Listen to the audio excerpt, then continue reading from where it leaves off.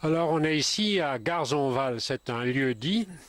Pourquoi Garzonval? C'est parce que c'est ici que le 16 juillet 1944 ont été massacrés, ils étaient combien? 7 résistants, dont un jeune de Calax et Cardin, dont François nous dira un mot. Mais avant, je voudrais quand même situer, ils avaient tous été torturés dans les caves de Bourbriac par la Gestapo et aussi les commandes de Pérotte, les milices de la milice Pérotte, oui, qui étaient là-bas aussi.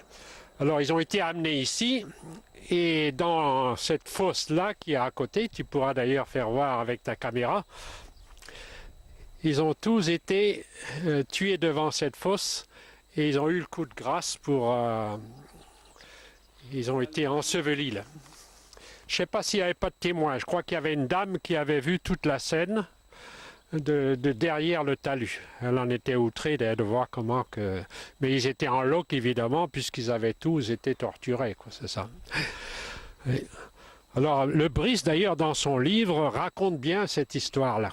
Oui. Alors ici, tous les ans, on vient rendre hommage, il y a un monde fou, d'ailleurs, tous les gens du coin viennent rendre hommage à ces 7 camarades qui sont tombés. Parmi eux, donc, il y avait des gars de Rostronin un peu partout, et il y avait aussi Torchio, qui était un des responsables de la résistance à Rostronin.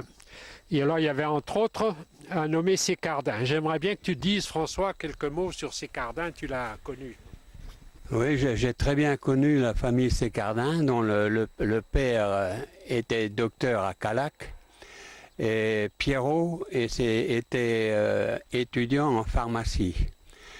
Toute la famille était dans la résistance. D'ailleurs, la mère a commencé. Un avion est tombé aux environs de Calanel. Je ne me souviens plus du nom de la ferme. Et c'est elle qui a sauvé 2 aviateurs anglais et les a convoyés jusqu'à Bordeaux. Et ils ont réussi à rejoindre l'Angleterre par la suite. C'était les tout débuts qu'on essayait de sauver les aviateurs anglais. Et Sécardin, lui, comment il a été arrêté, tu ne sais pas?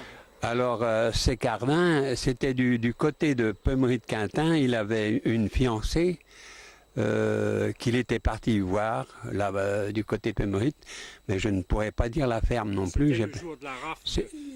Voilà, le 11 juillet, ou plus tard que ça. C'était pas plus tard que ça. Non, 11 juillet alors. Oui, c'est... Voilà, c'est ça. C'est ça. Je sais que c'est sur la route de Pemery, mais je ne peux pas en dire plus puisque... Non. Oui, voilà. En tout cas, ce sont des camarades qui étaient tous... Ouais. Ah oui, ça oui. Ils ont payé cher leur esprit de résistance, leur esprit de combat.